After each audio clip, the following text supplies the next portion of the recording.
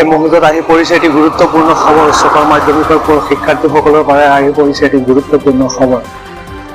কাইলৈ পৰীক্ষাৰ ৰিজাল্ট ফলাফল দিয়া হ'ব নে নাই? 24 এপ্ৰিল তাৰিখে পৰীক্ষাৰ ফলাফল দিব বুলি ওলাইছে। বিভিন্ন সামাজিক মাধ্যমত বিভিন্ন বাতৰি ওলাইছে আৰু এই সন্দৰ্ভত শিক্ষামন্ত্ৰী ৰণোজ পেগুদেৱে ঘোষণা কৰিছে। এই মুহূৰ্তত এটি অতি গুৰুত্বপূৰ্ণ খবৰ।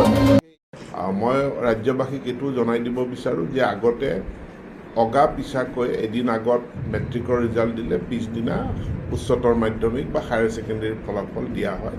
হায়াৰ ছেকেণ্ডেৰীৰ ফলাফল দিয়াৰ কাৰণে আৰু কিছু সময় ল'ম, কাৰণ এইবাৰ হায়াৰ ছেকেণ্ডেৰীত আমাৰ পৰীক্ষাৰ্থীৰ সংখ্যা পূৰ্বৰ তুলনাত 1,30,000 অধিক। গতিকে এই 1,30,000 অধিক পৰীক্ষাৰ্থী যি আছে তাৰ কাৰণে আমাৰ আৰু কেইটামান দিন লাগিব। কোনোবাই এটা ফেক নিউজ উলিয়াইছে আজি 3 বজাত দিব, আজি 3 বজাত নিদিয়ে বা অহাকালিও নিদিয়ে, আমি আৰু কেইদিনমান সময় ল'ম।